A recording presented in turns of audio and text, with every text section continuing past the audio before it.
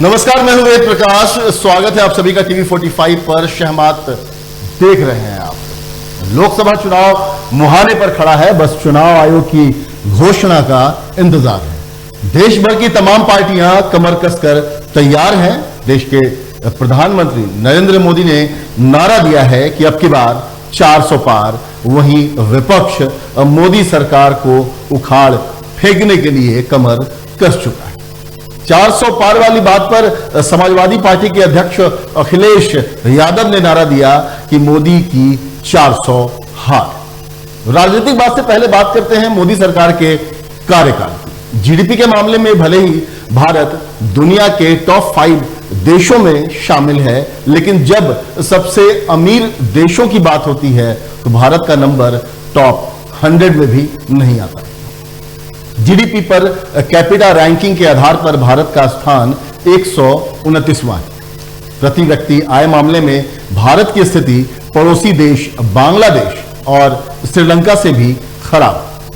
हालांकि यह कहना गलत होगा कि प्रति व्यक्ति आय सुधरी नहीं। आज भारत की जीडीपी प्रति व्यक्ति आय अपने सबसे उच्च स्तर पर है। 2014 में प्रति व्यक्ति आय $1600 थी, अमेरिकी डॉलर, जो 2019 तक करीब 2000 तक पहुंच गया था। इधर पेट्रोल डीजल की कीमत 7वें आसमान पर है। महंगाई दर में इजाफा हुआ है। हालांकि गरीबी दर में बीते 9 सालों में खासी कमी आई है। वहीं बेरोजगारी दर में मोदी सरकार में उतार चढ़ाव देखा गया और अभी फिलहाल बेरोजगारी दर जो है वो बढ़ा हुआ है। विदेश नीति की अगर बात करें तो इस दिशा में भारत की वैश्विक छवि मजबूत हुई। दुनिया भर में भारत की कूटनीति का डंका बजा है। पहली बार भारत ने G20 समिट की मेजबानी। इस दौरान अफ्रीकी संघ 55 देशों का एक समूह है, जिसे अस्थायी सदस्य के रूप में शामिल कराना भारत की बड़ी उपलब्धि के रूप में इसे देखा जा रहा है। वहीं राम मंदिर निर्माण से मोदी सरकार की लोकप्रियता जरूर बढ़ी है, लेकिन क्या इसी के भरोसे 2024 में सत्ता हासिल की जा सकती है? मोदी को घेरने के लिए इंडिया गठबंधन बनाया गया। 28 दलों के साथ शुरू होने के बाद अब यह गठबंधन तार तार होता दिखाई दे रहा है। बीजेपी चुनावी मोड में आ चुकी है। प्रधानमंत्री समेत पार्टी के सभी बड़े नेता लगातार रैलियां कर रहे हैं। इधर राहुल गांधी न्याय यात्रा कर रहे हैं, तेजस्वी जन विश्वास यात्रा कर रहे हैं, लेकिन इन सबके बीच गठबंधन के नेता इधर उधर निकलते जा रहे हैं। क्या ऐसे रोक पाएंगे मोदी को? क्या वाकई में संकट में है इंडिया गठबंधन, या इस बार एनडीए का होगा सफाया? इसी की चर्चा में इन तमाम पहलुओं पर हम बातचीत करेंगे। हमारे साथ कई मेहमान जुड़े हुए हैं। इस वक्त हमारे साथ स्टूडियो से जुड़ी हुई हैं नीलम मिश्रा जी, जो केंद्रीय समिति की सदस्य भी हैं, जेएमएम की तरफ से अपना पक्ष रखेंगी। नीलम जी, बहुत बहुत स्वागत है आपका। दीपक अम्बस्ट हमारे साथ स्टूडियो में जुड़े हुए हैं, वरिष्ठ पत्रकार हैं, कई अखबारों में संपादक रह चुके हैं और काफी लंबा अनुभव पत्रकारिता का है। सर, आपका भी बहुत बहुत स्वागत है इस चर्चा में। रांची से हमारे साथ जुड़े हैं विनय सिन्हा दीपू जी, जो कांग्रेस की तरफ से, जो महासचिव हैं झारखंड कांग्रेस के, कांग्रेस की तरफ से इस चर्चा में अपनी बात रखेंगे। दीपू जी, बहुत बहुत स्वागत है आपका। और सरोज जी, जो वरिष्ठ नेता हैं बीजेपी के, वो बीजेपी की तरफ से धनबाद से इस वक्त जुड़े हैं हमारे साथ, वो अपनी बात रखेंगे। आपका भी बहुत बहुत स्वागत है सरोज जी। पहला सवाल सरोज जी, जिस तरह से प्रधानमंत्री मोदी का कार्यक्रम लगातार झारखंड, बिहार, बंगाल, इसके अलावा अगर हर रोज देखा जाए, कल भी जिस तरह से साउथ के दौरे पे थे, उसके बाद लगातार दौरा कर रहे हैं, यहां के कार्यक्रम के बारे में जानना चाहेंगे आपसे।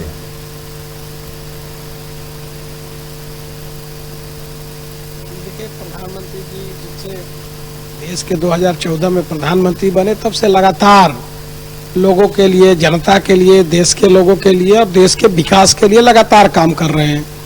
और बल्कि आप लोग ही चलाते हैं और आप लोग के माध्यम से ही पता चलता है, 18 घंटे काम करते हैं। और कहीं ना कहीं पूरे देश में, विदेशों में जाकर के विदेश नीति हो, देश नीति हो, या देश के अंदर में कहीं डेवलपमेंट के काम हो, उद्घाटन हो, शिलान्यास हो, या देश को समझने की जरूरत हो, देश में घूमते रहते हैं।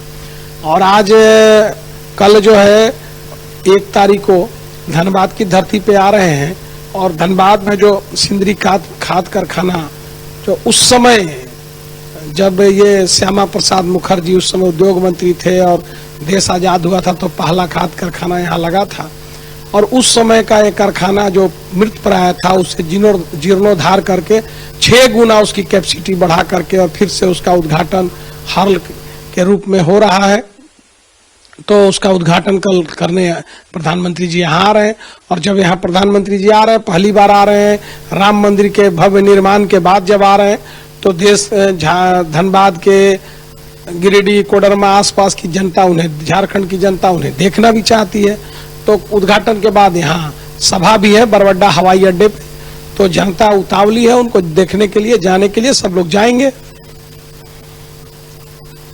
जी बिल्कुल सरोज जी, लेकिन ठीक है मोदी जी का दौरा हो रहा है, लेकिन क्या सबसे महत्वपूर्ण बात यह कि जिस तरह की चीजें सामने आ रही हैं, जिस तरह की स्थितियां दिख रही हैं, राम मंदिर एक बड़ा मुद्दा इस वक्त जो इस देश भर में बना हुआ है, क्या सिर्फ राम मंदिर के भरोसे 400 पार?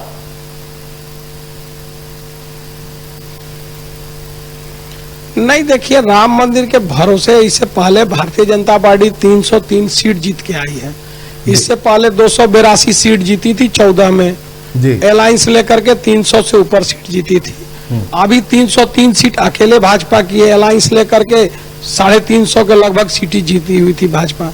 तो जब जो 350 रहेगा वही तो 400 पार करेगा। 2014 के बाद 82 से 302 पर पहुंचे, अलायंस लेकर के 350 के आसपास पहुंचे। अब अलायंस लेकर के हम कह रहे हैं कि हम 400 आएंगे, तो 40 वाले थोड़े 400 पार करेंगे, हम ही ना पार करेंगे। तो जनता का हमें अपार समर्थन है, पिछले बार से ज्यादा मिला 19 में, हम का 14 से ज्यादा 19 में मिला, हमें उम्मीद है कि 24 में 400 पार करेंगे। इसमें ये अतिशोक्ति वाली बात कहाँ है। चलिए सरोज जी, फिर आते हैं आपके पास। विनय सिन्हा दीपू जी हमारे साथ जुड़े हुए हैं कांग्रेस की तरफ से। राहुल गांधी न्याय यात्रा झारखंड से भी गुजरी कुछ दिनों पहले, राहुल गांधी की न्याय यात्रा। तैयारी है मोदी सरकार का सफाया, एनडीए सरकार का सफाया करने की इस बार, जिसकी तैयारी में जुटे हैं। लेकिन गठबंधन, नया गठबंधन जो बना है इंडिया गठबंधन, ये गठबंधन तार तार होता दिख रहा है दीपू जी। जिस तरह 28 दलों के साथ शुरू हुआ, अब कह सकते हैं धीरे धीरे लोग निकलते चले जा रहे हैं। अब तो सबसे बड़ी बात यह कि वायनाड पर भी राहुल गांधी की सीट पर, सिटिंग सीट पर अब सीपीआई ने उम्मीदवार उतार दिया एनी राजा को।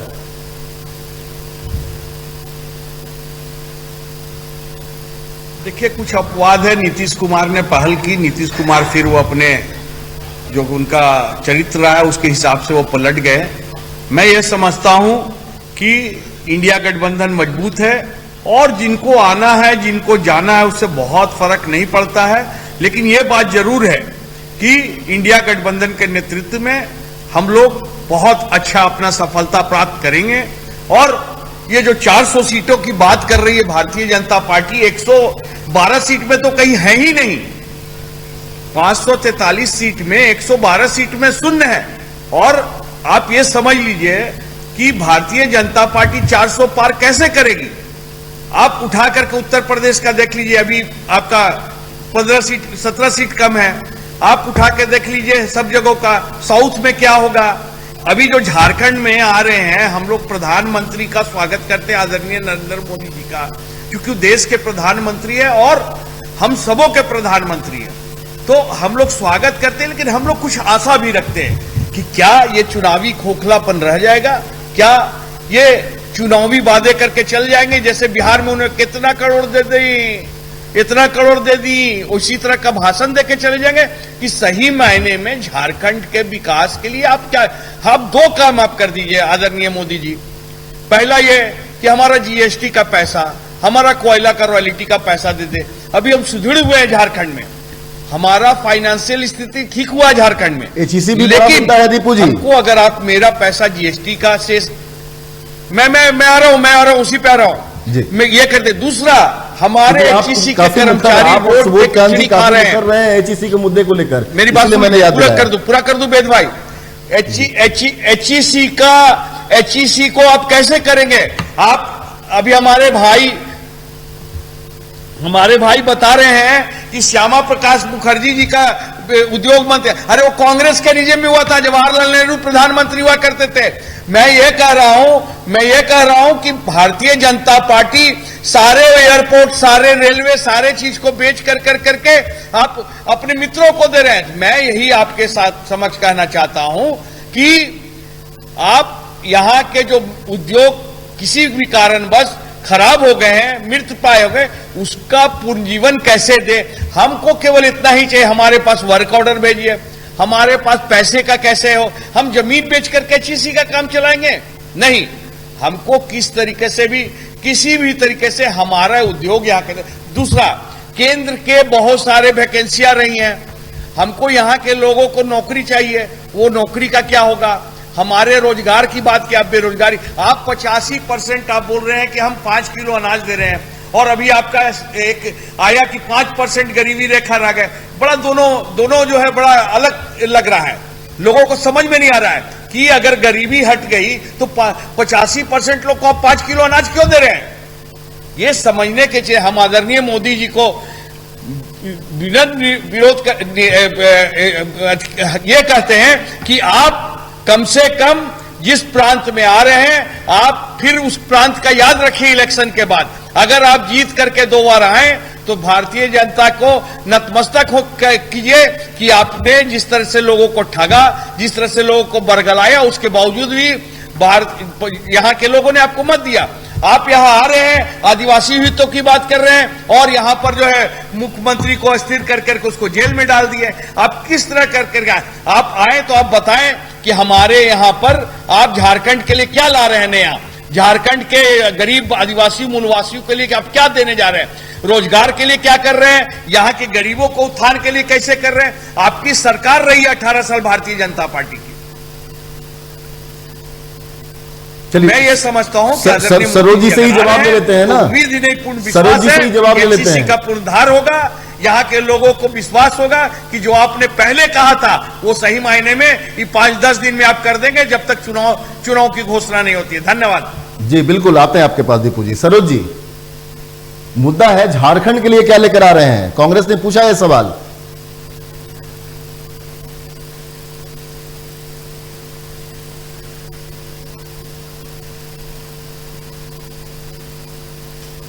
सरोज जी सुन पा रहे हैं आप हमें? सरोज जी, कांग्रेस की तरफ से बड़ा सवाल, क्या ये चुनावी रैली, चुनावी सभा, या फिर झारखंड के लिए भी कुछ लेकर आ रहे हैं मोदी जी?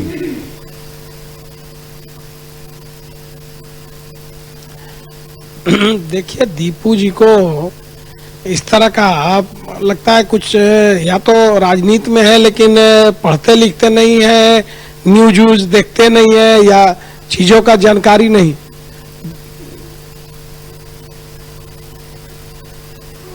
जी बोलिए ना, सुन पा रहे हैं आपको सरोज जी। अब इस तरह से जब नहीं इतना इनके राज्य में आज के समय में, जब भारतीय जनता पार्टी की जब झारखंड में सरकार थी रघुवर जी के समय में, जितना पैसा केंद्र ने दिया उससे दुगना पैसा अनुदान में और ऋण में, मतलब कहने का मतलब कि शेयर का पैसा जो और ऐड का दोनों मिला करके जो है पिछले बार से जो है दुगना पैसा मिला है। चाहे वो शेयर का जीएसटी का शेयर का पैसा हो या आपके अनुदान का पैसा हो, लेकिन काम इनको दिख नहीं रहा है। चारों तरफ हाईवे, नेशनल हाईवे का काम चल रहा है, हर्ल का उद्घाटन करने प्रधानमंत्री आ रहे हैं, इतना काम झारखंड के अंदर में हुआ है, इनको काम दिख ही नहीं रहा है। ये तो आंकड़े कहते हैं ना, बेरोजगारी तो बढ़ी है, महंगाई तो बढ़ी है, ये बेरोजगारी, तेल की कीमत बढ़ी है।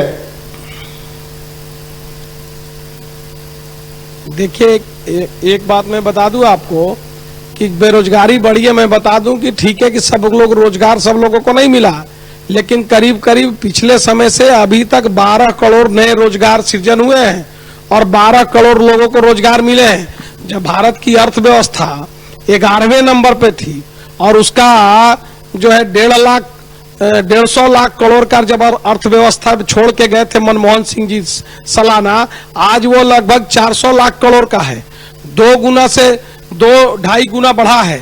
तो जब 2-2.5 गुना बढ़ा है, जब उत्पादन जीडीपी जब उसका 140 लाख करोड़ से बढ़कर के आज 350-400 लाख करोड़ हो गया, तो स्वाभाविक है उत्पादन बढ़ा है।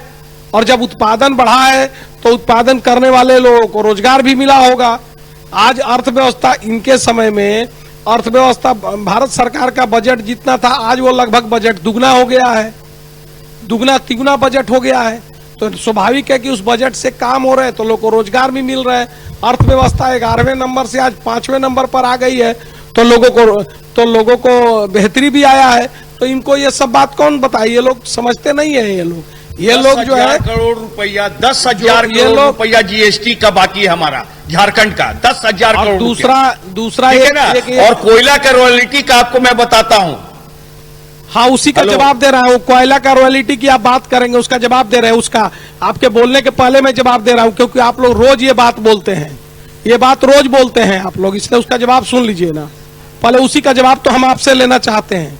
इनसे जरा पूछिए कि ये आज 50,000 60,000 करोड़ रुपया कोयले की रॉयल्टी बकाया करते हैं, बता रहे हैं भारत सरकार का। मैं चुनौती देता हूं इनको आपके चैनल में, वो कब का बकाया है ये बताएं। ये कांग्रेस के मित्र वहां बैठे हुए हैं दीपू जी, ये उनके समय का बकाया है। और जिसके साथ ये गलबहिया डाल करके सरकार चला रहे झारखंड मुक्ति मोर्चा, उनके नेता गुरु जी, वो भी कोयला मंत्री थे, वो क्यों नहीं दे दिया झारखंड का बकाया पैसा? और सारा पैसा इन्हीं के समय का बकाया हुआ है। और ये बकाया उनके समय का है, और भाजपा से मांग रहे हैं। लोग क्या कर रहे थे इतना दिन? और जिसके साथ सरकार चला रहे हैं जेएमएम, वो भी तो थे कोयला मंत्री, क्यों नहीं सब बकाया झारखंड को दे दिए? ये लोग चैनल में बैठ के थोथी दलील देते हैं। ये लोग, इन लोग का ये काम है। ये जनता इन लोगों का देख रही है, इसीलिए इन लोग की हालत ये हो गई है कि इन लोग को अब कैंडिडेट नहीं मिल रहा है। चुनाव जीतने के तो बात दूसरा छोड़िए ना, कैंडिडेट इनको नहीं मिल रहा है। इनके जो हालत है, और बैठ के चैनल में आकर के केवल मोदी जी को गाली देने के अलावा इन लोगों को कुछ दिखाई नहीं देता है ये लोग। और ये कहेंगे ये नहीं हुआ, ये नहीं हुआ। आप इनको पूछिए ना, किसान की बात करेंगे, इनको पूछिए इनके समय में कृषि बजट 24,000 करोड़ का था, आज 1,30,000 करोड़ का कृषि बजट है, 6 गुना बढ़ा हुआ है। इनके समय में 10 साल में एमएसपी पे खरीद हुआ है लगभग 3 लाख करोड़ का, 3,54,000 करोड़ का। आज लगभग 10 लाख करोड़ का एमएसपी पे खरीद हुआ है पिछले 10 सालों में। इनके 10 सालों में 334 लाख करोड़ का खरीद हुआ है मनमोहन सिंह के समय में। कोई तुलना है क्या? ये लोग ऐसे ही बैठ के थोथी दलील दे रहे हैं। लगभग 3 लाख करोड़ रुपए जो है वो किसानों के खाते में डाले गए किसानों के सम्मान निधि के रूप में। ये लोग क्या किया? इन्होंने मात्र 70,000 10 सालों में 70,000। एक सवाल सरोज जी मेरा आपसे होगा, किसानों की बात कर रहे हैं, किसान निधि, किसान कल्याण की बात कर रहे हैं। किसानों की आय दोगुनी करने का वायदा किया गया था पिछले चुनाव में, आपको याद होगा मोदी जी ने किया था। ये वायदा पूरा नहीं हो पाया। 59% ही आय बढ़ी है किसानों की। ये सही बात है कि 2012 2013 से 2018-19 के बीच में सिर्फ 59% बढ़ी है। हालांकि यह भी सही आपने कहा कि कृषि और किसान कल्याण मंत्रालय के बजट में जहां 2013-14 में महज 27,662 करोड़ रुपए खर्च किए गए थे, बजट में ये प्रावधान रखा गया था, लेकिन ये 2023 और 24 में 1,25,035 करोड़ हुआ। ये सही बात है, लेकिन आय दुगनी नहीं हुई। देखिए मैं जितनी बातें कर रहा हूं आंकड़े के साथ आपको बता रहे हैं। आप एक चीज बताइए, मैं 2-3 आंकड़े आपको देता हूं। इन्होंने 10 साल में 4 से लेकर 14 तक मनमोहन सिंह की सरकार में 70,000 करोड़ रुपया पूरे देश में 10 सालों में इन्होंने किसानों का ऋण माफ किया है। कितना? 70,000 करोड़। और मोदी जी ने लगभग 2,90,000 करोड़ रुपया तो उनके किसान सम्मान निधि में पिछले 9 सालों में डाला है। कोई तुलना है क्या? इनके यहाँ जो कृषि ऋण था वो लगभग 6 लाख करोड़ का था, उसको बढ़ा करके 15 लाख करोड़ रुपया किया गया। 1 लाख करोड़ रुपया कृषि इंफ्रास्ट्रक्चर पर आत्मनिर्भर बनाने के लिए सरकार ने प्रावधान करके खर्च कर रही है उस पर। और कृषि को बढ़ाने के लिए और एमएसपी, इनके यहाँ मैं आपको बता दूं, इनके 10 सालों में 745 करोड़ रुपए के दलहन खरीद हुए हैं एमएसपी पे। कितना? 745। और मोदी जी के 10 सालों में 50,000 करोड़ रुपया। कहां 745 करोड़, कहां 50,000 करोड़? कोई तुलना है क्या? 50,000 करोड़ पर एमएसपी। और ये एमएसपी की बात करते हैं ये लोग। ये इन लोगों को जो है, मैं कई आंकड़े आपको बता दूं, आपको बता दें कि जो ये इनके किसानों के जो ये इंश्योरेंस के पैसे हैं वो कितने प्रीमियम कितने मिले और प्रीमियम के 7 गुना पैसे किसानों को दिया गया है उनको इंश्योरेंस के रूप में। आप तो ठीक है, सरकार बेहतरी के लिए लगी हुई है, सरकार संसाधन जुटा रही है और संसाधन को क्रिएट करके लोगों के लिए लगी हुई है। ठीक है, जो वादा किए थे उसके और आगे बढ़ रहे हैं, लेकिन इन लोग के मामले में तुलना करिएगा तो ये लोग कहाँ थे, आज कहाँ हम लोग पहुंचा दिए। तुलना की बात तो मोदी जी ने कहा कि 2047 में इसको हम विकसित भारत जी कई चीजों में हम लक्ष्य के साथ जा रहे हैं। ये लोग केवल खोटी दलील दे रहे हैं, इनके पास कोई आंकड़े हैं तो बता दें। उठना लाजमी है, जब आप भी विपक्ष में थे तो सवाल उठाते ही थे। स्मृति ईरानी सड़कों पर उतरती थी सिलेंडर गैस लेकर, प्याज जब महंगा था तो प्याज का माला पहनकर। तो खैर सवाल तो उठेंगे ना, विपक्ष तो आईना होता है ना, विपक्ष तो आईना दिखाएगा सरकार को, विपक्ष का काम बहरहाल होता है। अब बने रहिए, सरोज जी आप भी हैं, दीपू जी भी हमारे साथ हैं, नीलम मिश्रा जी हमारे साथ जुड़ी हुई हैं, जेएमएम की तरफ से अपनी जेएमएम का प्रतिनिधित्व कर रही हैं इस डिबेट में। नीलम जी, प्रधानमंत्री मोदी का आगाज, कह सकते हैं चुनावी आगाज झारखंड में। प्रधानमंत्री नरेंद्र मोदी जी का सबसे पहले तो मैं झारखंड में स्वागत करूंगी। वो हमारे देश के प्रधानमंत्री हैं, हम लोग सब उनका सम्मान करते हैं। लेकिन जहां तक बात है उनका चुनावी सभा और चुनावी रैली, मोदी जी चुनाव के अलावा कुछ नहीं जानते हैं, उनको उसके सिवा कुछ दिखता ही नहीं है। जहां उनको राजनीतिक लाभ होगा, जहां चुनावी लाभ होगा, वो बस उसी एजेंडे को लेकर के चलते हैं। तो ये किसी से छुपा तो है नहीं। तो ये सिम्फर का उद्घाटन, क्या कहते हैं, हल का उद्घाटन करने के लिए जो वो आ रहे हैं वो बिल्कुल चुनावी एजेंडा ही है उनका।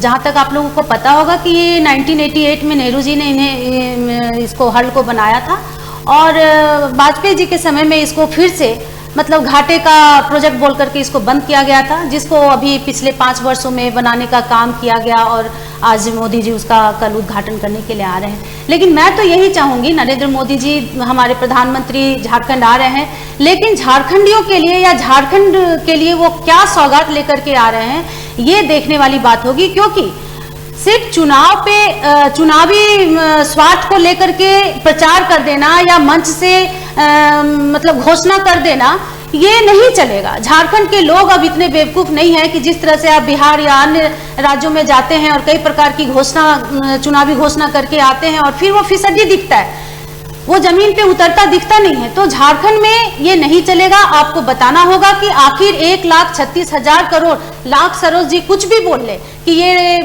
कांग्रेस के समय का बकाया है या ऐसा है वैसा है, ऐसा कुछ भी नहीं है। क्योंकि इन लोगों का आंकड़ा ऐसा होता है, भाजपा का आंकड़ा ही ऐसा होता है कि ये आंकड़ा सिर्फ यही लोग समझते हैं। जैसे विश्व गुरु इन लोगों को कौन बोल दिया? खुद का स्वघोषित विश्व गुरु है ये, ठीक है। तो आप खुद से कुछ भी ऐलान कर देते हैं, कुछ भी घोषणा कर देते हैं, तो अरे पब्लिक को बोलने दीजिए ना कि आप विश्व गुरु हैं। ठीक उसी तर्ज पे इनकी जो आंकड़ा होती है ये इनकी बनाई हुई आंकड़ा होती है। हमारी और आपकी क्या स्थिति है ये बताता है देश की अर्थव्यवस्था, हमारी और आपकी क्या स्थिति है ये बताता है देश में रोजगार किस तरह से जा रहा है, महंगाई किस लेवल पे जा रहा है, महिलाओं पे अत्याचार किस तरह से बढ़ रहा है। आज चारों तरफ महिलाएं जो है सड़क पर उतर रही है। मणिपुर में क्या हुआ? क्या मोदी जी वहां गए? तो जहां इनको चुनावी स्वार्थ होता है वहां वो पहुंचते हैं। क्यों नहीं मोदी जी मणिपुर गए? क्यों नहीं मणिपुर पे वो 2-4 शब्द अच्छे से बोल पाए या मणिपुर में जाके वहां की महिलाओं को सांत्वना या वहां पे शांति बनाने का घोषणा करके आए? नहीं, वहां वो नहीं जाएंगे। बेटी बचाओ बेटी पढ़ाओ का नारा लेकर के जो सरकार में आया, आज बताइए बेटियों के साथ क्या स्थिति हो रही है। आपको याद होगा कुछ दिन पहले ही किस प्रकार से जंतर मंतर पे हमारी रेसलर बेटी जो देश की स्वाभिमान है, देश की सम्मान है, जिनके साथ फोटो खिंचाते मोदी जी और भाजपा के लोग थकते नहीं थे, आज उन बेटियों के साथ क्या स्थिति हुई? ये किससे छुपा है? बताइए किससे छुपा है ये? क्यों उन बेटियों के साथ इस तरह का बदसलूकी किया गया?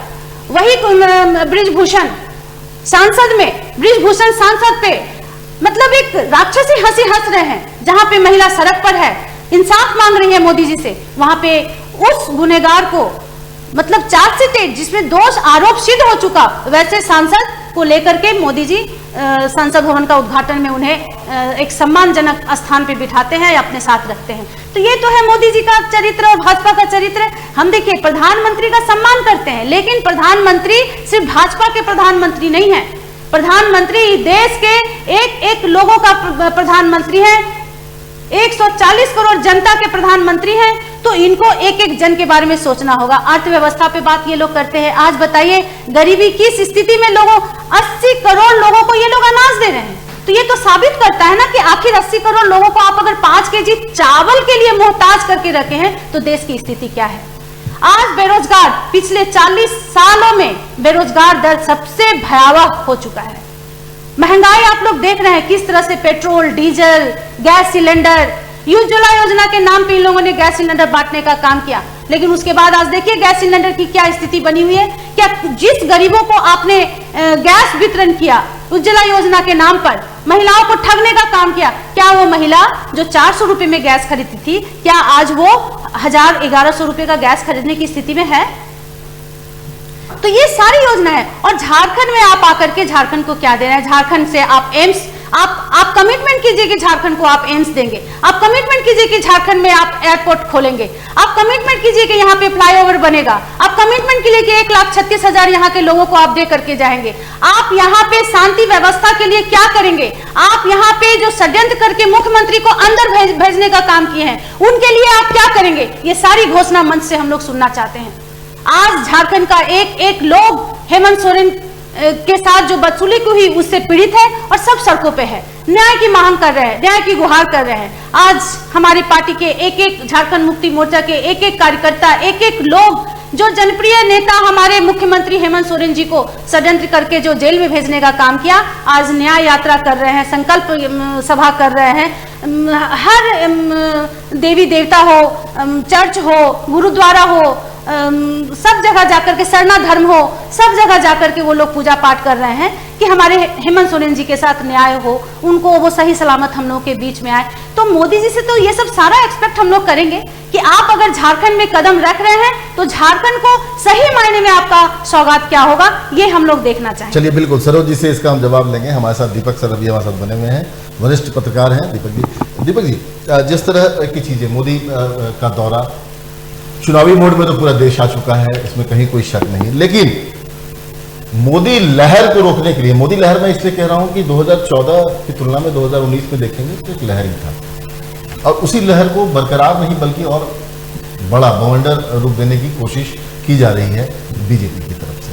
बहरहाल, तो क्या लगता है आपको इस बार जिस तरह से रोकने के लिए, इस मोदी लहर को रोकने के लिए नया गठबंधन बनाया गया, लेकिन गठबंधन के लोग इधर उधर, ये राज्यसभा चुनाव में भी देख लिया आपने, क्रॉस वोटिंग हो रही है, झारखंड में भी देखा कई लोग नाराज, क्या कहेंगे आप? क्या ऐसे रोक पाएंगे मोदी को?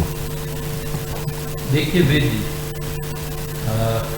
राजनीति की अपनी एक चाल होती है, जहाँ आरोप प्रत्यारोप ये भारत ही नहीं पूरी दुनिया में ये देखने को आपको मिलेगा।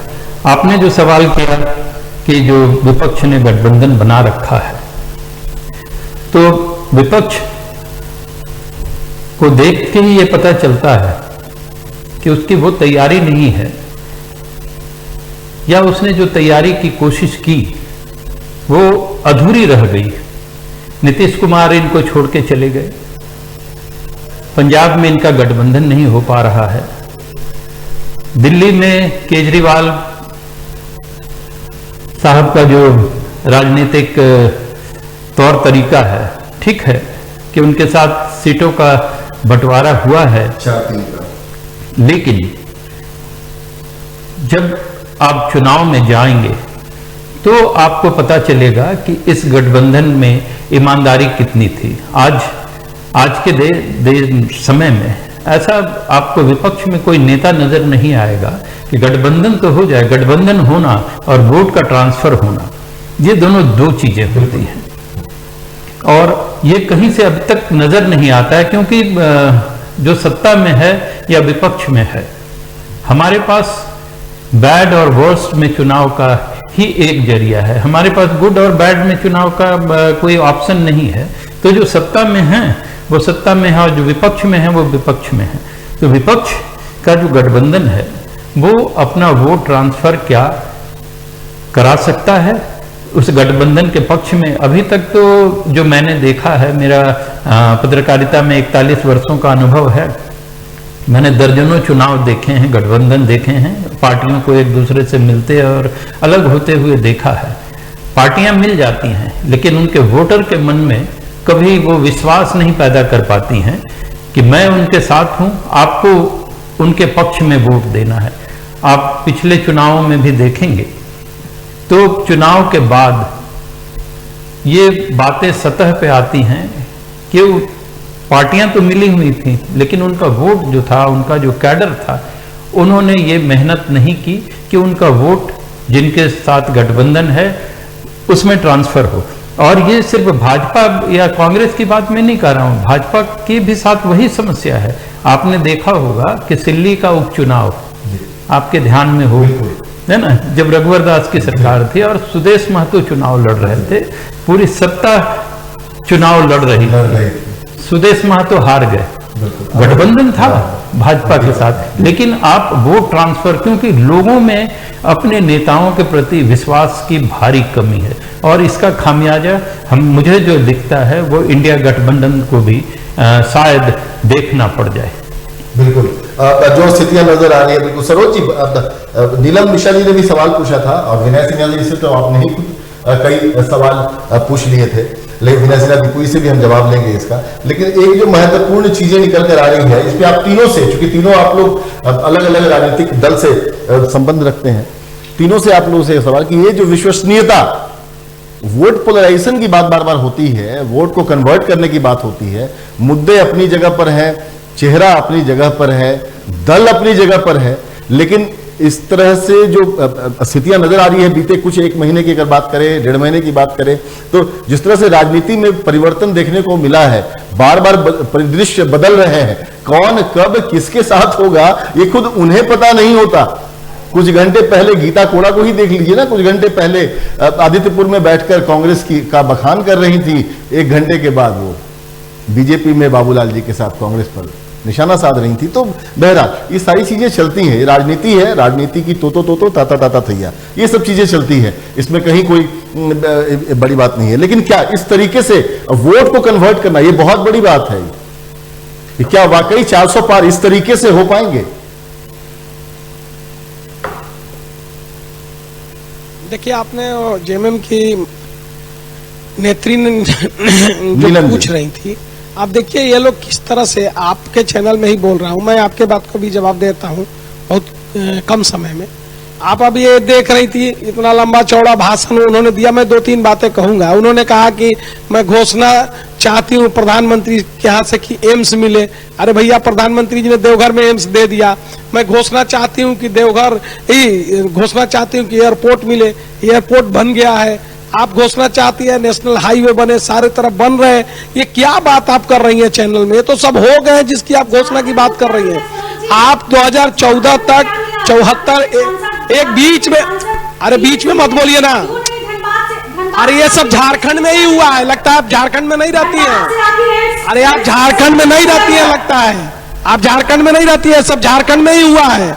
अरे सुन लीजिए, धनबाद की बात कर रही हूँ, धनबाद की बात कर रही हूँ, धनबाद की धरती पे मोदी जी आ रहे हैं ना। अरे आप अपनी बारी, क्या मिलेगा ये बताइए। अरे आप बहुत मोदी जी जहाँ जाएंगे लेकिन पहले आप बताइए, धनबाद की धरती पे मोदी जी आ रहे हैं, धनबाद को क्या मिलेगा? आप सुन लीजिए, बीच में क्या बोल रही है? क्या धनबाद को एम्स नहीं चाहिए? शांत कराइए। क्या धनबाद को एयरपोर्ट नहीं चाहिए? मुझे लगता है कि सुन लिया जाए। सवाल है, आज धनबाद जान से जिस स्थिति से गुजरा है, क्या पीएन सिंह को लगाएंगे मंच से, लगाएंगे उनको फटकार कि धनबाद की स्थिति ऐसा क्यों है? क्यों धनबाद अभी तक जान से नहीं बच पाया? क्यों सांसद जो है हमारे पीएन सिंह कभी धनबाद के मुद्दा को संसद में नहीं उठाते हैं? क्या इसीलिए मोदी जी का चेहरा देख करके ये लोग सांसद बनते हैं क्या? तो धनबाद की जनता को ठगना बंद करें आप लोग।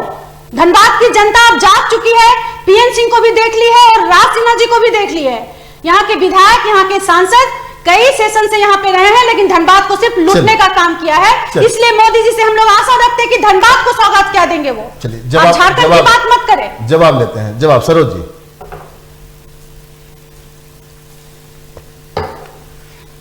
देखिए, लोकतंत्र में तो जनता ही मालिक है ना। इतना चिल्ला चिल्ला के गला फाड़ के हम बोले या कोई बोले, उससे कोई फर्क नहीं पड़ता ना। हमारे काम पर, हमारे नियत पर जनता वोट देती है। और इनकी स्थिति यह है कि 11 लाख वोट पड़ता है तो 8 लाख बीजेपी को। फिर बीच में बोलेंगी तो मैं माइक रख दूंगा। नहीं, उनको बोलने दीजिए, फिर आपको ही मौका मिलेगा। आप बीच में मत बोलिए ना। पिछले जब अंतोगत्वा तो जनता मालिक है। आप कहेंगी आम, हम कहेंगे इमली, कौन सही है ये तो जनता बताएगी ना। लोकतंत्र में आपका मुख्यमंत्री चोरी के केस में जेल गए हैं, आप ऐसा बोल रही जैसा नमक आंदोलन में जेल गए हों। आप सुनिए। और आप जब ये पिछले बार 11 लाख जब जनता ने मत दिया लोकसभा के चुनाव में तो 8 लाख मत जो है बीजेपी को मिला। और आप लोग का सब कुनबा मिल करके 3-3.5 लाख वोट ले आ पाई। तो जनता मालिक है ना लोकतंत्र में। अगर आप सही कर रही है तो जनता आपको देंगे। आप कह रही है जनता आपको नकार देगी तो अच्छा बात है। 2 महीना के बाद चुनाव है, आ जाइए ना मैदान में। जनता बताएगी आपको कि आप लोगों ने कैसे लूटा है झारखंड को, आप लोगों ने कैसे झारखंड को बेचा है। 3 करोड़ रुपए में आप लोगों ने अलग राज के आंदोलन को बेच दिया था। नहीं तो उस समय नरसिंह राव की सरकार गिर रही थी, उसी समय अलग राज हो जाता। अलग राज के लिए संघर्ष करते रहे। अलग राज भारतीय जनता पार्टी ने बनाया है। भारतीय जनता पार्टी अटल बिहारी वाजपेयी जी के समय में बना। अगर आपके गुरुजी 3 करोड़ में बेचे नहीं होते झारखंड को तो उसी समय अलग राज हो गया होता। आप लोग के नियत और नियति को जनता जानती है, इसीलिए तो मत नहीं दे रही है। आप चैनल में चिल्ला के बोलने से तो कुछ होने वाला नहीं है। बीच में टोक के बोल रही हैं। चलिए दीपक सर कुछ बोलना चाह रहे हैं। दीपक सर हमको नीलम जी जो कह रही थी वो शायद अपनी बात उस तरह से नहीं रख पाई थी। वो झारखंड के परिप्रेक्ष्य में कम और धनबाद को लेकर के उनकी चिंता अधिक थी। एक पत्रकार होने के नाते मैं भी इस बात से जरूर वाकिफ होना चाहूँगा कि आप क्या फील नहीं करते हैं इस बात को कि धनबाद लोक संसदीय क्षेत्र जो है वो लगातार बीजेपी को समर्थन देता रहा है, लेकिन उसकी कुछ अपेक्षाएं हैं। और देवघर और बोकारो की तुलना में धनबाद की पुरानी मांग है एयरपोर्ट के लिए। लेकिन कौन से ऐसे कारण थे?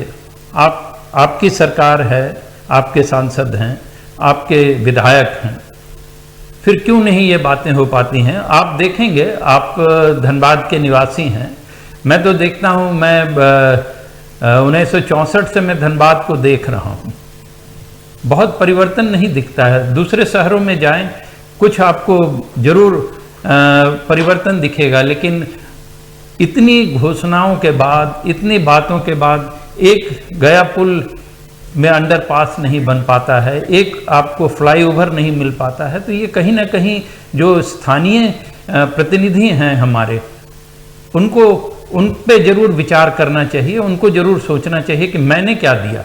जनता ने तो मुझे वोट दिया, लगातार वोट दिया है, समर्थन दिया है, लेकिन क्या हम जन अपेक्षाओं के अनुरूप कोई काम कर पाए हैं? चलिए, बड़ा सवाल है। नीलम जी भी कुछ कहना चाह रही है, लेकिन दीपू जी भी हमारे साथ बहुत देर से बने हुए हैं। विनय सिन्हा दीपू जी कांग्रेस का प्रतिनिधित्व कर रहे हैं इस डिबेट में। दीपू जी, कई सवाल, कई आरोप कांग्रेस पर भी, और आपके सवाल का जवाब भी दिया गया कि अब मुद्दा आधारित, और ये आप जिन पैसों की बात कर रहे हैं, जिन बकाया की बात कर रहे हैं, ये किस कार्यकाल के थे? सरोज जी का बहुत महत्वपूर्ण सवाल है। ये कार्यकाल क्या जीएसटी कांग्रेस सरकार में लागू हुई थी? मैंने जीएसटी की पैसा मांगा है। मैंने जीएसटी का जो हमारा हिस्सा है झारखंड का, वो मैंने हिस्सा मैंने कोयला के रॉयल्टी की बात की। क्या कोयला का उठान सिर्फ कांग्रेस रिजीम में होती थी कि भारतीय जनता पार्टी की सरकार के 10 साल होने जा रहे हैं उसमें भी कोयला यहां से उठ के गया? मैं उसकी रॉयल्टी की बात करूंगा। अब इस बात को उनको जानकारी नहीं है, उनको आदत है थोड़ा इसी तरह की बात करके। मैं और बात करूं, 400 पार, किस चीज का 400 पार? 400 का पार पेट्रोल का दाम में पार होगा, 400 पार होगा डीजल के दामों में पार होगा, 400 पार महंगाई में और पार होगा। तो आप ये मान के चलिए कि एक स्लोगन देना, परसेप्शन बनाना है कि हमें, अगर आपको इतना अपने आप पे मजबूती था तो अब दूसरे पार्टी के दल के एमपी को तोड़ के आप क्यों ले जा रहे हैं? अगर आपको इतने अपने ऊपर पे विश्वास था, मैं आपको एक और इंगित करूं, अभी भारतीय जनता पार्टी के वो कांग्रेस मुक्त भारत चाहते थे, अब तो कांग्रेस युक्त भारत कर लिया उन्होंने। 137 एमपी जो है वो कांग्रेस के प्रेजेंट में है, और राज्यसभा सब मिला दे तो 167 हो जाएंगे। तो आप किसकी बात करते हैं? आप भ्रष्टाचार की बात करते हैं। आप भ्रष्टाचार किसके लिए? जो कल तक भ्रष्टाचारी था उसको आप अपने ला करके रिफाइंड कर करके वॉशिंग मशीन से निकाल कर करके आप उसको अपनी गोद में बैठा ले रहे हैं। तो आप नैतिकता का पाठ भारतीय जनमानस को, वोटर को मत पढ़ाइए। आपको सिर्फ गद्दी चाहिए, आप गद्दी लीजिए। और आप जो परसेप्शन बनाने का कि आप, अब भारतीय जनता पार्टी की बात कहां हो रही है? मोदी की गारंटी भारतीय जनता पार्टी अब है का? भारतीय जनता पार्टी, जनसंघ, विश्व हिंदू परिषद, आरएसएस भी मोदी के सामने बौना हो गया है। तो वो तो परसेप्शन बनाने में माहिर है। वो एक पूरे खेल को पूरा एकदम तरीके से, एकदम जैसे शादी के समय में लोग मैनेज करता था ना, वो उस तरीके से अपने कार्यक्रमों को मदद करते हैं, मैनेज करते हैं। तो मैं एक बात जरूर करता हूं, भारतीय जनता जो है 5 दिन 7 दिन के अंदर इलेक्शन के पहले आपको वही गद्दी में बैठाएंगे, वही गद्दी में उतारेंगे। चलिए सर, नहीं बोलूंगा। दीपू जी, ये झारखंड, हम सब कार्यकर्ता, झारखंड के लोग स्वस्थ चर्चा, स्वस्थ बहस हो रही है और सवाल जवाब लाजमी है इसमें आपके भी, और इस सवाल का जवाब भी हम सरोज जी से लेंगे। आपका सवाल वो भी उन्होंने भी सुना होगा और मेरे पास भी है, इस सवाल का जवाब हम उनसे भी लेंगे। उससे पहले नीलम जी के कुछ सवाल हैं और सरोज जी के आरोपों पर कुछ कहना चाह रही है। नीलम जी, जी जो अभी आरोप लगा रहे थे कि गुरुजी सांसदी बेच दिए, मतलब सोचिए कि सुप्रीम कोर्ट पे भी इन लोगों को भरोसा नहीं है। जिस सुप्रीम कोर्ट से, माननीय उच्च न्यायालय से गुरुजी को क्लीन चिट मिला, अभी भी वो इस चीज का बखान कर रहे हैं। तो आप सोचिए कि इन लोग को क्या बोला जाए। और जो गुरुजी 3 करोड़ में सांसदी बेच दिया, अरे आज तो आप दिन दहाड़े सांसद और विधायक खरीद रहे हैं। आप देखिए एक सवाल इस पर मेरा, इलेक्टोरल बॉन्ड, एक मिनट, लालू जी जेल गए हैं, कोर्ट ने उन्हें आरोपी नहीं बल्कि दोषी करार दिया है और इस वक्त वो बाहर है। लेकिन आपके साथी गठबंधन है ना आरजेडी का, सरकार में शामिल है, आरजेडी कहती है कि फंसाया गया, यानी आरजेडी को भी तो कोर्ट पर भरोसा नहीं। ये कोर्ट का फैसला है ना, बीजेपी ने थोड़ी जेल भेजा उन्हें। देखिए, कोर्ट में जब मामला चल रहा है ना, तो वो एक अलग इशू है। गुरुजी का जहां तक बात मामला चल नहीं रहा है, कोर्ट ने उन्हें दोषी करार दिया, जेल में है वो। जी बिल्कुल, कन्विक्टेड है वो, इस वक्त पैरोल पे बाहर है, इलाज के नाम पर बाहर है, वो कैदी है, ये आपको पता होना चाहिए। तो आप ये बातचीत, ये रणनीति 2 तरह की नहीं हो सकती है ना, बीजेपी के लिए अलग, आपके लिए अलग। बिल्कुल नहीं। देखिए, न्यायालय में जो फैसला होता है या न्यायालय में जो विचाराधीन होता है, उस पे मैं बात नहीं कर रही हूँ। ये गुरुजी की बात की है, उस पे मैं बात कर रही हूँ। गुरुजी पे इन्होंने आरोप लगाया कि उन्होंने सांसदी बेचा, जबकि सुप्रीम कोर्ट से उनको क्लीन चिट मिल चुका है। तो इनको क्या कहा जाए? यानी कि आप सुप्रीम कोर्ट का फैसला को आप नहीं मान रहे? ठीक है। दूसरी बात, सांसदी बेचने की बात करते हैं। आज ये लोग दिन दहाड़े मार्केट, ओपन मार्केट खोले हुए, किस तरह से विधायक खरीदा जाए, किस प्रकार से सांसद खरीदा जाए, किस प्रकार से राज्य सरकार को, एक बहुमत की सरकार को खरीद के या मानसिक प्रताड़ना करके या शारीरिक प्रताड़ना करके, कई तरह का दबाव बना करके एक बहुमत की सरकार को गिरा दिया जाए और अल्पमत की सरकार को किस प्रकार से बना दिया जाए, इसका ये लोग ओपन यूनिवर्सिटी चलाते हैं। ये किसी से छुपा है क्या अभी के समय में? तो दिन दहाड़े ये लोग खरीद फरोख्त करते हैं। 6300 करोड़ रुपया इन लोगों ने एमएलए को खरीदने और बेचने में, खरीदने में इन लोगों ने लगा दिया। वो 6300 करोड़ कहां से आया? क्यों नहीं ईडी जांच कर रही है? क्यों नहीं ईडी जांच कर रही है? ये 6300 करोड़ कहां से आया? 10 लाख करोड़ इनके मित्र लेकर के भाग गए, क्यों नहीं ईडी जांच कर रही है? और ये लोग बात करते हैं, आज देखिए इलेक्टोरल बॉन्ड के नाम पे किस प्रकार से 6000 करोड़ का गबन खुले रूप में सामने आ गया कि किस प्रकार से भाजपा जो है वो इलेक्टोरल बॉन्ड के माध्यम से पैसा का गबन कर रही थी। आज देखिए चंडीगढ़ में किस तरह से खरीद फरोख्त हुआ। आज चंडीगढ़ में एक जनमत को किस प्रकार से तार-तार किया गया, लोकतंत्र की किस प्रकार से खुलेआम हत्या की गई, ये किसी से छुपा नहीं है। इसलिए भाजपा के ऊपर से सभी लोगों का विश्वास अब उठ चुका है। भाजपा एक भ्रष्टाचार युक्त पार्टी बन चुका है। 70 साल की सबसे ज्यादा अगर कोई भ्रष्टाचारी पार्टी है तो वो भाजपा है। और झारखंड, खासकर मैं झारखंड में हूं, मैं झारखंड की बात करूंगी कि झारखंड में पिछले चुनाव में जब मोदी लहर था, उस लहर में भी हम लोगों ने जवाब दिया। 2014 में भी जब मोदी लहर था, गुरुजी दुमका जीतने का काम किए थे, मोदी लहर में जीतने का काम किए थे। और विधानसभा तो छोड़ दीजिए, ये बोल रहे थे ना कि कोई लोग आप लोग को जनमत नहीं दे रहा है, कोई वोट नहीं दे रहा है, इनको तो शर्म आनी चाहिए। हम लोगों ने विधानसभा जीता, हम लोगों ने 6 उपचुनाव हुई आप लोगों की मेहरबानी से, कुछ कोविड के कारण से, तो उपचुनाव में भी हम लोगों ने जीतने का 5 उपचुनाव हम लोगों ने जीता। क्या बात करते हैं, चर्चा है, डिबेट है ये। अब चूंकि शुरू में एक बार सबको मैंने पूरा मौका दिया था, अब छोटी संक्षिप्त में अपनी बातों को रखते जाना है और सवाल भी करना है और जवाब भी देना है।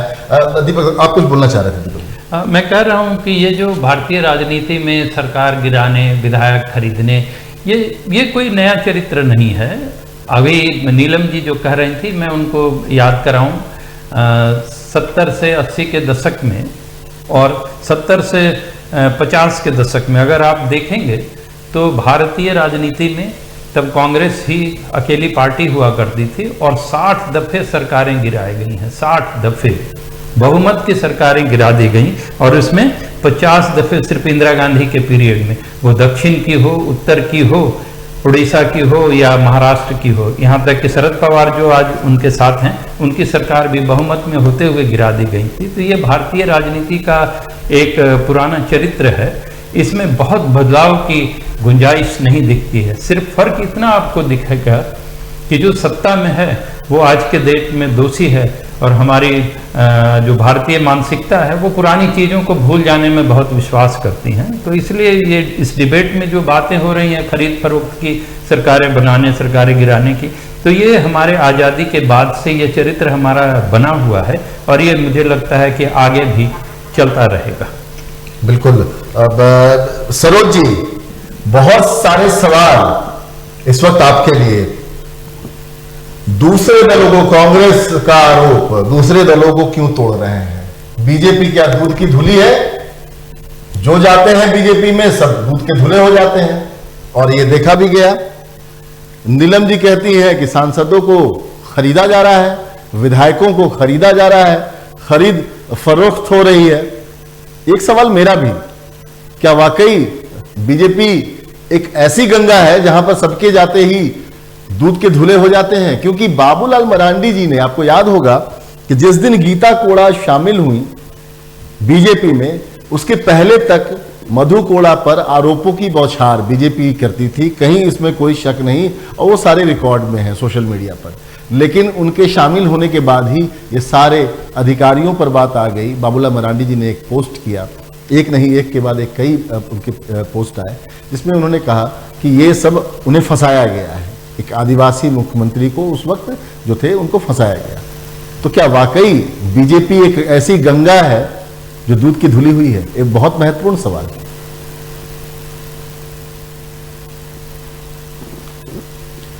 देखिए, दीपू जी ने भी और भाजपा की नेत्री ने भी कई सवाल किए हैं, मैं उस पर जवाब नहीं देना चाहता हूं। और मैं 4 बजे बज गया, अभी प्रधानमंत्री जी का कार्यक्रम है तो एक मीटिंग में भी जाना है, लेकिन 2-3 संक्षिप्त में 2-3 मिनट में, 1-2 मिनट में मैं अपनी बात कह के मैं डिबेट से थोड़ा ये छोड़ना चाहूंगा आपके आग्रह से। नहीं, बिल्कुल। देखिए, वो जेएमएम की नेत्री जो कह रही थी गुरुजी को क्लीन चिट मिल गया, गुरुजी को अरे उनको जानकारी होना चाहिए कि गुरुजी को क्लीन चिट नहीं मिला है। सुप्रीम कोर्ट ने कहा कि जो घटनाएं पार्लियामेंट के अंदर में हुई उस पर केस नहीं चल सकता है, तो उसको लेकर के उस पर केस नहीं चला है, उनको क्लीन चिट नहीं दिया है। और अभी फिर सुनवाई उस पर हो रहा है कि भाई इस तरह की घटनाओं का पार्लियामेंट के अंदर का उस पर केस हो सकता है कि नहीं, इसलिए क्लीन चिट नहीं मिला है। पहले तो उनके जानकारी होना चाहिए। दूसरा एक बात मैं बता दूं आपको, मैं दीपक जी ने कुछ बातें कहा है धनबाद को लेकर के, तो मैं उस पर कह रहा हूं कि देखिए, देश में बहुत सी समस्याएं हैं, देश समस्याओं से भरा है। ये सही है कि एक अंडरपास है, उसका तो आप देखे होंगे दीपक जी, धनबाद में इतने बड़े बड़े काम हुए और उस काम के माने हजारवां हिस्सा भी वो अंडरपास बनाने में खर्च नहीं होगा, तो नहीं बना। उसके कारण इतना ट्रैफिक का प्रेशर और ये अब गया पुल भी कमजोर हो रहा है, लेकिन रास्ता ही नहीं है तो उसको चौड़ीकरण करना, ट्रैफिक रोक के, ये एक बड़ी समस्या है। उसके कारण थोड़ी दिक्कत हुई है, लेकिन डीपीआर वगैरह बन गया है, उस पर भी सरकार दिमाग लगा रही है कि कैसे इसको करना है, लोग लगे हुए हैं। दूसरा, धनबाद में एयरपोर्ट नहीं बन पाया, सब लोग चाहते हैं बने, और मैं समझता हूं कि मोदी जी 74 से और नए 74 बनाए हैं एयरपोर्ट देश में अपने 10 सालों में, तो धनबाद में भी बनेगा। लेकिन ये जरूर है कि जब एम्स बनना, संथाल परना का आदिवासी और पिछड़ा इलाका जो रहा है, तो वहां जब एम्स बनाया भाजपा ने कि भाई एम्स यहाँ होना चाहिए, तो जब जहां एम्स रहेगा वहां एयरपोर्ट की सुविधा जरूरी है, तो पहले वहां एयरपोर्ट पे जमीन भी जल्दी मिल गया तो वहां बन गया, उसके कारण थोड़ा। और अब क्या है कि मैं बता दूं कि नागपुर से बॉम्बे 12 फ्लाइट चलती थी दीपक जी, सब फ्लाइटें बंद हो गई, क्योंकि इतना बढ़िया हाईवे बन गया, 4 घंटे 5 घंटे में लोग पहुंच जाते हैं।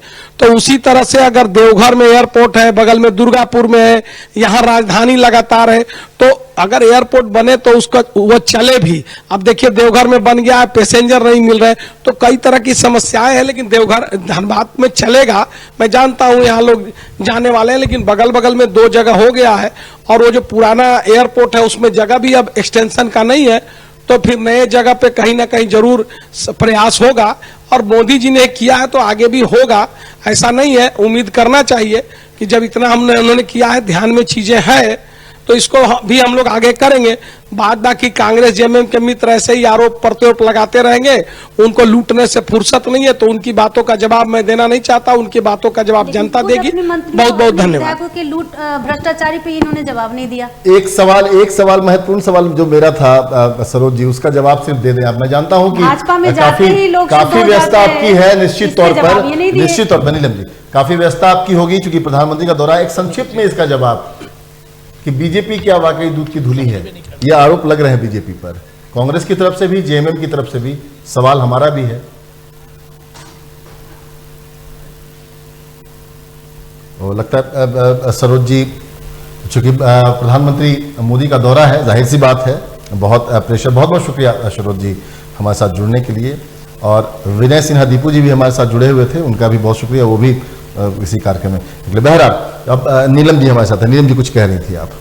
जी, मैं यही कहना चाह रही थी कि अभी सरोज जी हो या भाजपा के कोई भी नेता हो, इन लोगों का काम ही रहता है कि विपक्ष पे इस तरह से मतलब गंदे तरीके से आरोप लगाते हैं। इन लोगों का शब्दों का जो लहजा है, स्तर है, वो भी जिस हद तक गिरा हुआ रहता है कि वहां तक तो गिर के हम लोग बात नहीं कर सकते हैं।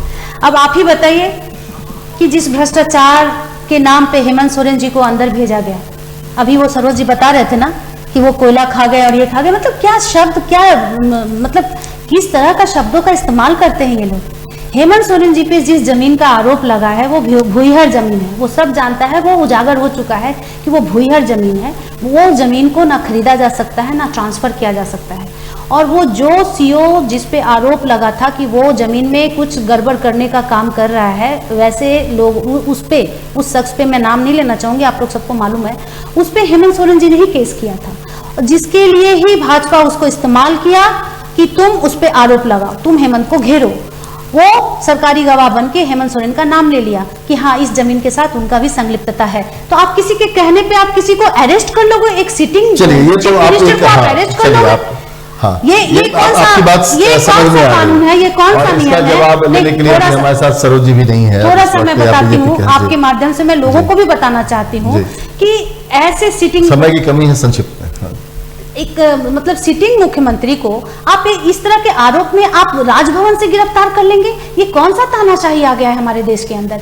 आप वहीं पे हेमंता बिस्वा शर्मा जो भाजपा ज्वाइन कर लेती है तो उसको आप छोड़ देते हैं, ईडी वहां नहीं जाती है, अजीत पवार के पास ईडी नहीं जाती है, येदुरप्पा के पास ईडी नहीं जाती है, छगन भुजबल के पास ईडी नहीं जाती है। अभी देखिए अशोक चौहान, जितने भी करप्ट लोग हैं, जितने देखिए जिस तरह से मधु कोड़ा जी के भी जो आरोप था, वो भी बेचारे बचने के लिए ही चले गए। तो ये कौन नहीं जानता है कि सारे भ्रष्टाचारियों को आप अपने खेमे में ले रहे हैं और आप कि हम भ्रष्टाचारी के अगेंस्ट में लड़ रहे हैं। कांग्रेस के लाल किला से सरकार में थे, लाल किला से वो चिल्ला चिल्ला के कहते हैं कि हम भ्रष्टाचारियों के लिए लड़ रहे हैं। चलिए नीलम जी, चलिए बात आपकी आगे। है। देखिए किसके समय में थे वो नहीं, भ्रष्टाचार होता है, किसके समय में थे वो नहीं, लेकिन भाजपा का क्या नियत है वो तो देखिए ना, उसको उजागर कीजिए कि देखिए भ्रष्टाचार के अगेंस्ट में अगर आप लड़ते हैं बहुत अच्छी बात है, लड़िए, हम लोग सबका सहयोग सपोर्ट रहेगा आपके साथ, लेकिन ऐसे भ्रष्टाचारी जो आपकी पार्टी में चले जाते हैं तो उसका सारा केस रफा दफा हो जाता है, ऐसा क्यों होता है?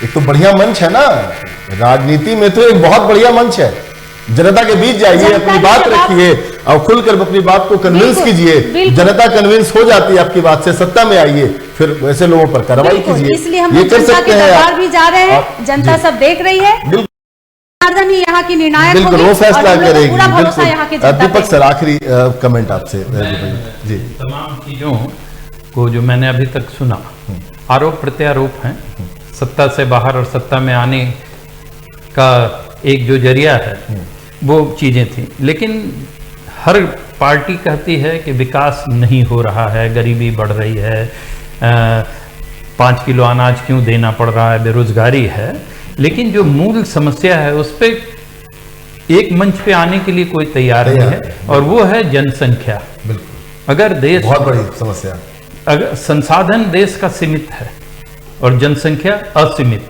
क्षेत्रफल भी सीमित, हाँ बिल्कुल, वो भी धीरे-धीरे छीन वो खत्म होता जा रहा है। तो अगर आप जनसंख्या नियंत्रण की बात नहीं करते हैं, वहां फिर आप जाति पाति धर्म पे बढ़ जाते हैं और आप डिमांड भी करते हैं कि नहीं हमको सुविधा नहीं मिलेगी, तो किसी सरकार की ये बस की बात नहीं है। जब तक संसाधन सीमित हैं तो जनसंख्या का नियंत्रण मस्ट है, और अगर उस पर आप ध्यान देते हैं तो इन्हीं संसाधनों से ये देश और खुशहाल हो सकता है, गरीबी दूर हो सकती है, बेरोजगारी दूर हो सकती है। बिल्कुल। एक सवाल आपसे मेरा और रहेगा सर, चलते चलते संक्षिप्त में इसका भी जवाब, चूंकि बहुत महत्वपूर्ण है इस वक्त और जनता जानना चाहती है हमारे माध्यम से, चूंकि चुनावी माहौल है और सब जान रहे हैं कि एक तरफ INDIA गठबंधन, दूसरी तरफ NDA। क्या लगता है आपको, जिस तरह से बीते कुछ दिनों में, कुछ एक महीने की अगर बात कर ले, तो जिस तरह से इस नए गठबंधन से लोगों का निकलना जारी है लगातार, ये राज्यसभा चुनाव में भी देखा हमने, लोग बाहर निकलते जा रहे हैं। वायनाड सीट की बात कीजिए, वहाँ पर घोषणा कर दी गई, कहा जाता कि नहीं लेफ्ट के साथ है, लेकिन वहाँ भी कर दिया गया। इधर उत्तर प्रदेश में भी भगदड़ मची हुई है, समाजवादी पार्टी भी गंभीर आरोप लगाते हैं अपने बीजेपी पर। ममता बनर्जी ने ऐलान कर दिया है कि अकेले चुनाव लड़ेंगी। हालांकि जयराम रमेश पूर्व केंद्रीय मंत्री और कांग्रेस के बड़े कद्दावर नेता हैं, वो कहते हैं कि नहीं अभी बातचीत चल रही है, लेकिन कैसी बातचीत चल रही है साहब? आपके सांसद और नेता प्रतिपक्ष अधीर रंजन साहब तो कल तक निशाना साध रहे हैं ममता बनर्जी पर और TMC पर खुल के बोल रहे हैं, और बंगाल की सरकार कांग्रेस के नेताओं को ही नहीं जाने दे रही है। जो घटना अभी घटी है ये किसी से छुपा हुआ नहीं है, बंगाल की घटना चर्चा का विषय है। बहरा ये सारी चीजें चल रही है। दिल्ली में आम आदमी पार्टी के साथ सहमति बनती है, चंडीगढ़ की सीट पर सहमति बनती है, गुजरात में सहमति बनती है, पंजाब में नहीं देंगे, पंजाब में अलग लड़ेंगे, पंजाब में एक दूसरे पर निशाना साधेंगे, और दिल्ली में कहेंगे नहीं हम दोनों बहुत अच्छे हैं। क्या जनता बेवकूफ है? इसमें देखिए बेजी, मेरा कहना क्या है ना कि एक जो पुराना गीत है, नहीं सवाल मेरा बहुत सीधा सा है कि क्या ऐसे आप रोक पाएंगे मोदी को? पब्लिक है सब जानती है, इंटैक्ट होना तो जरूरी है ना, क्योंकि तभी तो ये जो इंडिया गठबंधन जो बना है ना, इसमें आपसी विश्वास की इतनी कमी है कि आप इसकी कल्पना ही नहीं कर सकते हैं, और यही मोदी की ताकत है जी। क्योंकि मोदी अभी ऐसी स्थिति में है जहां लोगों के सामने कोई विकल्प नहीं है, और जो विपक्ष है वो विकल्प बनने की काबिलियत खो रहा है, एक चेहरा सामने नहीं ला पा रहे हैं। हाँ, आपके पास देखिए, आप इंडिया गठबंधन का पहला बैठक अगर आप याद करें, जो पहली बैठक हुई थी, उसके बाद बात निकल के आई थी कि राहुल गांधी चेहरा हो सकते हैं। आपने देखा था कि कितना बवाल मच गया था, पूरे गठबंधन में ये बात कैसे आ गई? मल्लिकार्जुन खड़गे का नाम आगे किया था ममता बनर्जी ने, हाँ। सिर्फ केजरीवाल साहब ने समर्थन किया, हाँ। बाकी और किसी ने नहीं। तो ये अंतर विरोध इतना है कि आप अगर आपस में ही नहीं एक दूसरे को समझ पा रहे हैं तो आप मोदी को कैसे समझ लेंगे और भाजपा का आप मुकाबला कैसे कर लेंगे? चुनाव है, आपकी मजबूरी है चुनाव लड़ना, लेकिन आपकी तैयारियों में न मुझे विश्वास है और न मुझे लगता है कि जनता का विश्वास है। ये सबसे बड़ी, ये विश्वास का संकट है आपके सामने और ये पीछे आने वाले 2 महीने में आप इसे दूर नहीं कर पाएंगे। जी बिल्कुल, ये बहुत बड़ा सवाल है और ये सवाल जनता के मन में भी निश्चित तौर पर होगा कि क्या इस तरह से ये जो परिस्थितियां बनी हुई है, इस परिस्थितियों में क्या मोदी लहर को रोक पाएंगे या मोदी से लड़ पाएंगे INDIA गठबंधन के, इंडिया गठबंधन के लोग। जिस तरह से तार तार होती दिख रही है जगह जगह पर, और अभी पर न जाने चुनाव की घोषणा होने तक और क्या क्या होगा। लेकिन सवाल उठेंगे बीजेपी पर भी, निश्चित तौर पर मोदी पर भी उठेंगे कि जो घोषणाएं की थी वो घोषणाएं कहाँ हैं। 2 करोड़ रोजगार की बात हुई थी और भी बहुत सारी किसानों की आय दोगुनी करने पर बात हुई थी, बेरोजगारी की बात तो करते ही हैं मोदी जी हमेशा, लेकिन साथ साथ और भी बहुत सारी ऐसी चीज़ें हैं जिसका जवाब जनता जानना चाहेगी। बहुत बहुत शुक्रिया मैं करूंगा अपने तमाम मेहमान का। नीलम मिश्र जी आपका भी बहुत बहुत शुक्रिया, दीपक साहब आपका भी बहुत बहुत शुक्रिया, विनय सिन्हा दीपू जी जुड़े थे हमारे साथ रांची से, उनका भी शुक्रिया, सरोज जी बीजेपी की तरफ से अपनी बात रख रहे थे, उनका भी बहुत बहुत शुक्रिया। और आने वाला वक्त बताएगा बहरहाल कि ऊंट किस करवट बैठेगा, जिसका इंतजार सभी को है। फिलहाल इस पेशकश में, शहमात के इस पेशकश में मेरे साथ इतना ही। चलते चलते राजनीति पर आधारित एक व्यंग भरी कविता की कुछ पंक्तियां कहने जा रहा हूं और ये व्यंग है, इसे बुरा मानने की आवश्यकता नहीं है। देश के भविष्य मरते रहें उचित इलाज के अभाव में, हम इंसानियत खो बैठे कुछ नेताओं के प्रभाव में। यहां नौनिहालों की लाशों पर लाशें गिरती रही, मगर देश के नेता व्यस्त रहे अपने राजनीतिक दांव में। बस वोट लेने आते हैं ये मतलबी नेता हमारे गांव में, जीतने के बाद आ जाता है बदलाव इनके स्वभाव। देकर मुआवजा महज चंद रुपयों का, जान के बदले रगड़ेंगे नमक फिर से ये गरीबों के घाव में। चुनाव भर रहते हैं ये मतदाताओं की छांव में, सदन पहुंचते ही बात करने लगते हैं ये तो। ठहर कर अरसे बाद मैंने राजनीति का खेल देखा, हर एक शख्स एक जैसा था, कोई बदला हुआ नहीं देखा। सबकी जुबान से झूठ और लूट की बू बिखर रही थी, कोई भी शख्स वहां मुझे पाक साफ नहीं दिखा। दीजिए इजाजत, नमस्कार।